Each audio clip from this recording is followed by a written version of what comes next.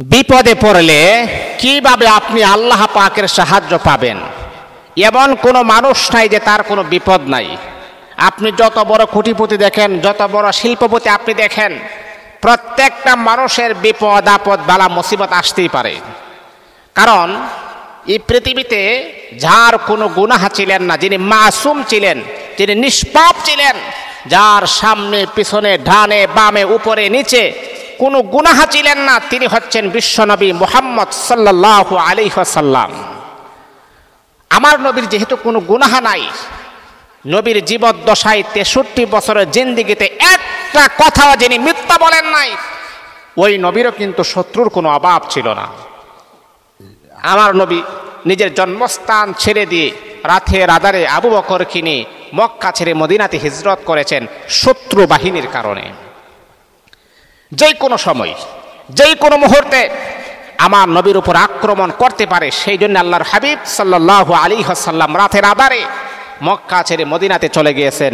তাহলে আবার চিন্তা করেন, যেই নবীর কোনো গুনাহ নাই, যেই নবী কারোর কোনো ক্ষতি করে নাই, যেই নবীর কোনো শত্রু থাকার কথাও ছিল না, তারপর আমার নবী নিজের মাতৃভূমিকে ছেড়ে দিয়ে মদিনায় চলে গিয়েছেন। এর মানে প্রমাণ করে আপনি যত বড় ভালো মানুষ হন, আপনারও শত্রু আছে।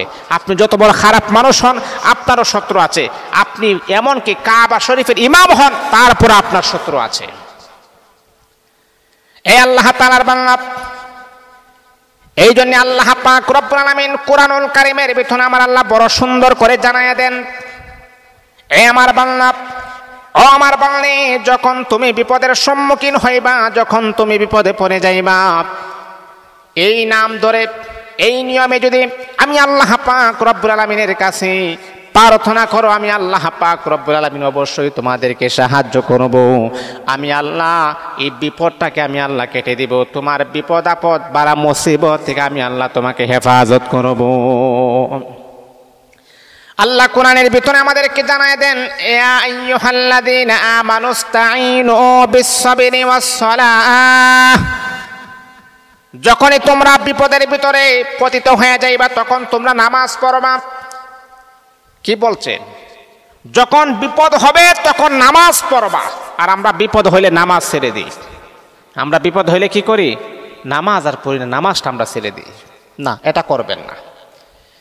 ইয়া আইয়ুহাল্লাযীনা আমানুস্তাঈনু বিস-সাবরি ওয়াস-সালাহ। আল্লাহ পাক রব্বুল আলামিন তিনি আমাদেরকে জানায়া দেন, আমার বান্দা, আমার বান্দী, যখন তোমার বিপদ যখন বেশি হয়ে যাইবে, তখন তুমি নামাজ পড়বা। 2 নাম্বার হলো সবর করবা, ধৈর্য ধারণ করবা। এটার মাধ্যমে আমি আল্লাহ পাকের কাছে সাহায্য প্রার্থনা করবে। বান্দারে, তুমি জানো নি, নামাজ এবং সবরের মাধ্যমে যদি তুমি আমি আল্লাহ পাকের কাছে সাহায্য প্রার্থনা করো, আমি আল্লাহ যত বড় কঠিন আর জটিল বিপদ থাকুক না কেন, তোমার বিপদটাকে আমি আল্লাহ ডাইরেক্ট সাহায্য ফরমাইব। বিপদ কেটে যাবে, আমি আল্লাহ তাৎক্ষণিকভাবে তোমাকে সাহায্য করব।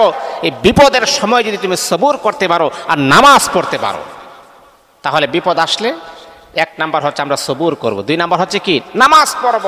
এই 2টা কাজ করতে পারলে অবশ্যই অবশ্যই আল্লাহ পাক আমাদেরকে সাহায্য করবে।